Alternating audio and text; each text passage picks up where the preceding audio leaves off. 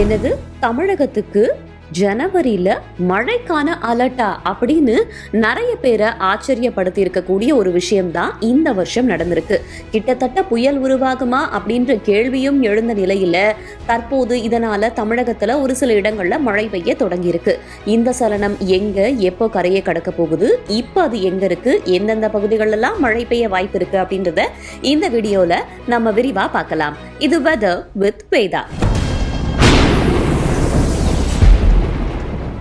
வங்கக்கடல்ல உருவான காற்றழுத்த தாழ்வு பகுதி தீவிரமடைஞ்சு ஆழ்ந்த காற்றழுத்த தாழ்வு மண்டலமா வரைக்கும் தீவிரமடைஞ்சிருந்த நிலையில தற்போது அது காற்றழுத்த தாழ்வு மண்டலமாக வலுவிழந்திருக்கு. இப்போ அது எங்க இருக்கு அப்படின்னு பார்த்தோம்னா தென்மேற்கு வங்கக்கடல் மற்றும் அதனை ஒட்டிய வடகிழக்கு இலங்கை பகுதியில மேற்கு வடமேற்கு திசையில மணிக்கு 15 கிலோமீட்டர் வேகத்துல கொஞ்சம் கொஞ்சமாக நகர்ந்துகிட்டு இருக்கு. சென்னையிலிருந்து 450 கிலோமீட்டர் தெற்கு தென்கிழக்கு திசையிலையும் இலங்கையுடைய ஜாஃப்னால இருந்து 140 கிலோமீட்டர் கிழக்கு தென்கிழக்கு திசையிலையும் தற்போது இது நிலை கொண்டிருக்கிறது. வரக்கூடிய நேரத்துல இது மேற்கு வடமேற்கு திசையில நகர்ந்து வடக்கு இலங்கை பகுதியில திரிகோணமலைக்கும் ஜாஃப்னாவுக்கும் இடையே முல்லைத்தீவு கிட்ட காற்றழுத்த தாழ்வு மண்டலமாக பிற்பகல்ல கரையை கடக்கும் அப்படின்னு வானிலை ஆய்வு மையம் சொல்லியிருக்காங்க.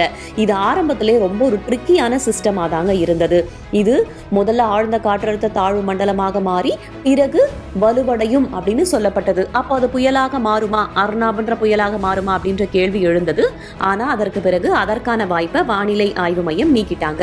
இப்ப அது காற்றழுத்த தாழ்வு மண்டலமாக வலுவிழந்திருக்கும் நிலையில வரக்கூடிய நேரத்துல தொடர்ந்து அது மேற்கு வடமேற்கு திசையில நகர்ந்தும் அப்படின்னு சொல்லியிருக்காங்க. இலங்கை பகுதியில ஏற்கனவே பரவலாக மழை பெய்திருக்கும் நிலையில நமக்கு தமிழக பகுதிகளில் குறிப்பாக கடலோர மாவட்டங்கள்ல மழை பெய்வதற்கான வாய்ப்பு இருக்கு அப்படின்னு வானிலை ஆய்வு மையம் சொல்லியிருக்காங்க. அதுலயும் குறிப்பா காவிரி படுகை மாவட்டங்களுக்கு தான் மிக கனமழைக்கான அலர்ட்டையும் விடுத்திருக்காங்க. வானிலை ஆய்வு மையம் வெளியிட்ட தகவலின்படி நமக்கு மிக கனமழைக்கான இடங்கள்னு பார்க்கும்போது திருவாரூர், நாகை, மயிலாடுதுறை, கடலூர் மாவட்டங்கள்ல மிக கனமழை பெய்ய வாய்ப்பு இருக்கு. நமக்கு அதாவது வடகடலோர மாவட்டங்களை பொறுத்த வரைக்கும் சென்னை, செங்கல்பட்டு, திருவள்ளூர், காஞ்சிபுரம், விழுப்புரம், கள்ளக்குறிச்சி, அரியலூர், தஞ்சை, புதுக்கோட்டை, ராமநாதபுரம் போன்ற மாவட்டங்கள்ல ஒரு சில இடங்கள்ல கனமழை பெய்ய வாய்ப்பு இருப்பதாகவும் சொல்லப்பட்டிருக்கு. இது 10ஆம் தேதிக்கானது. இதே 11ஆம் தேதி அப்படின்னு எடுத்துக்கிட்டோம்னா சென்னை, செங்கல்பட்டு, திருவள்ளூர், காஞ்சிபுரம், ராணிப்பேட்டை, வேலூர், திருவண்ணாமலை, விழுப்புரம் போன்ற இடங்கள்ல கனமழை பெய்ய வாய்ப்பு இருக்கு அப்படின்னு சொல்லியிருக்காங்க. இது 9ஆம் தேதி வெளியிட்ட அறிக்கையின் அடிப்படையில் சொல்லப்பட்ட கனமழைக்கான வாய்ப்பு இருக்கக்கூடிய இடங்கள் தான். அதற்கு பிறகு எல்லாருக்கும் இருக்கக்கூடிய மிகப்பெரிய கேள்வி பொங்கல் அப்ப மழை வருமா அப்படிங்கிறது தான். 12ஆம் தேதிக்கு பிறகாக ஆங்காங்கே நமக்கு மிதமான மழைக்கு தான் வாய்ப்பு இருக்கே தவிர ஒரு கனமழையோ மிக கனமழையோ அதே கனமழைக்கான அலர்ட் எதுவும் விடுக்கப்படல. அப்போ இது ரெயின் ஃப்ரீ பொங்கலாக, அதாவது மழை இல்லாத ஒரு பொங்கலாக இருப்பதற்கான சாத்தியக்கூறுகள் தான் அதிகம் இருக்கு அப்படின்னு நம்ம பார்க்கிறோம். இப்போ சென்னை மாதிரியான இடங்களை நம்ம எடுத்துக்கிட்டோம்னா பனியுடைய தாக்கம் அதிகமாகவே இருக்கு. கடந்த ஒரு மாத காலமாகவே நம்ம பார்க்கிறோம். இன்னும் சொல்ல போனா டிசம்பர் மாதத்திலிருந்தே நமக்கு பனியுடைய தாக்கம் படிப்படியாக அதிகரித்து தான் காணப்பட்டது. தற்போதும் பனியுடைய தாக்கம் தமிழகம் முழுவதுமே பரவலாக இருக்கிறது. ஆங்காங்கே மட்டும்தான் இந்த மாதிரியான மிதமான மழை பெய்து வர்றதை நம்ம பார்க்கிறோம். வெப்பநிலையை பொறுத்த வரைக்கும் இயல்பை ஒட்டி இல்லைன்னா இயல்பை விட குறைவாக தான் இருக்கக்கூடும் அப்படின்ற மாதிரியான ஒரு விஷயத்தை தான் வானிலை ஆய்வு மையம் சொல்லியிருக்காங்க. இது ரேரான ஒரு சிஸ்டம், ஒரு அரிதான ஒரு சிஸ்டம் அப்படின்னாலுமே கூட இது காற்றழுத்த தாழ்வு மண்டலமாக நகர்ந்து வரும்போது நமக்கு கடலோர மாவட்டங்களில் பரவலாக மழையை கொடுப்பதற்கான வாய்ப்பு இருக்கிறது. அதற்கு பிறகு கொஞ்சம் கொஞ்சமாக உள் மாவட்டங்களுக்கு நகர்ந்து செல்லும் போது உள் மாவட்டங்கள்லையும் நமக்கு ஆங்காங்கே மழை பெய்வதற்கான வாய்ப்பு இருக்கிறது அப்படின்னு தான் நம்ம பார்க்கணும்.